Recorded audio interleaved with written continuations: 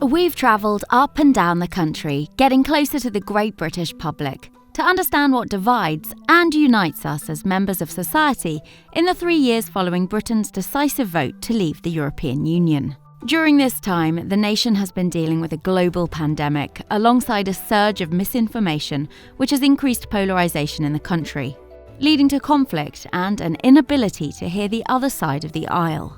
Today, as the country begins to come out of this difficult period in its history, there is renewed optimism about the future and a willingness to regain the lost art of listening. People have kind of gone into a place where they're isolated and haven't needed to reach out to other people. And so we've kind of lost how to do that. We've lost how to be a community. And the thing is to listen to people, to be open to other people's ideas. I don't know how we do that as a country.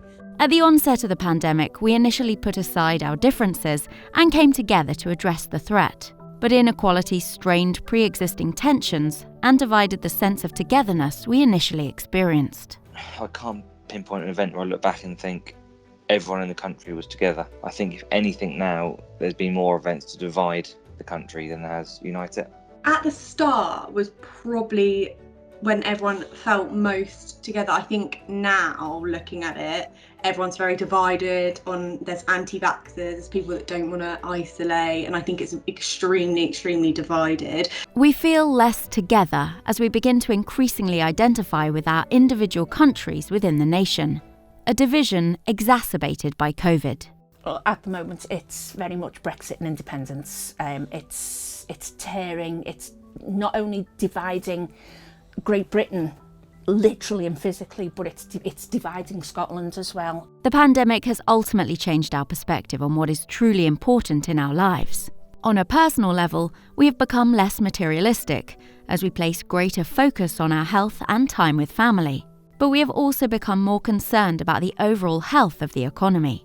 My priorities change as in, I would say I'm less materialistic. Like I'd always be dolled up with makeup and stuff, and then now it just isn't important. I don't know if that's an age thing. So it took a pandemic in order for me to be able to see my neighbours. Open and honest conversation has always been difficult in trying times, but we understand the importance of finding common ground. Instead of arguing and shouting and trying to force your opinion on someone, it's just easier to listen to someone, get their thoughts, maybe consider whether you agree or not, and then if you don't, then you just get over it and just move forward.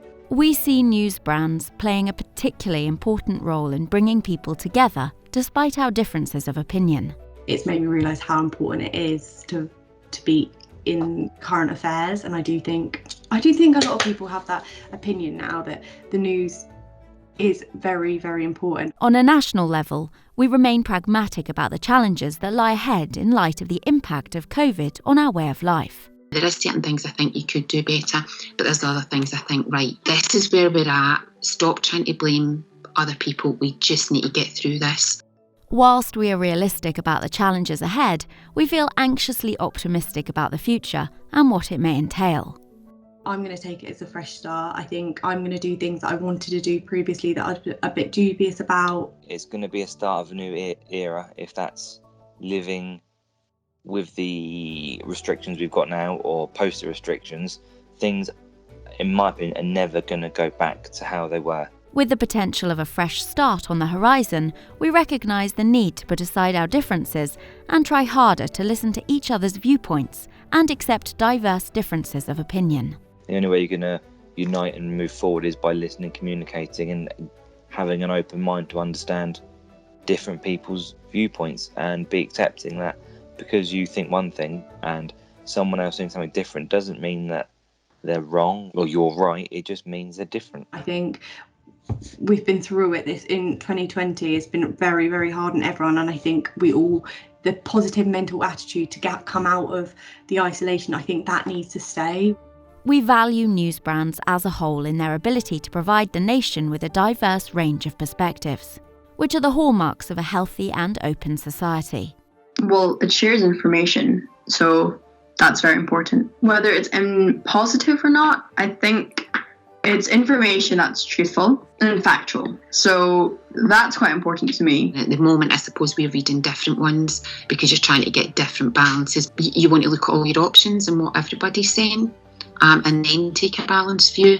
We understand how important it is to challenge and discuss issues around societal inequality. Older generations that have lived with their children for this amount of time are actually more open to listening. We want to capture the positives, fix the long-standing issues, and move into our fresh start. By accepting each other, including our flaws, we see opportunity. People have found that balance maybe a bit more.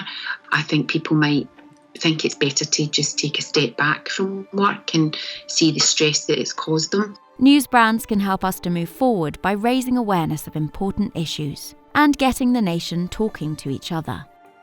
I think keeping people up to date, because I think telling people broadly, and very in detail what's happening. If you hear a headline that you think is supporting somebody, I think you will follow it, you'll look at it, you'll watch it, you might give money to it. And I think if that wasn't there, yes, social media, it might pop up, but I don't know, I think sometimes the paper just makes it more physical. As the nation begins to look ahead, there is an opportunity to emerge as a society with a renewed focus on the things that matter.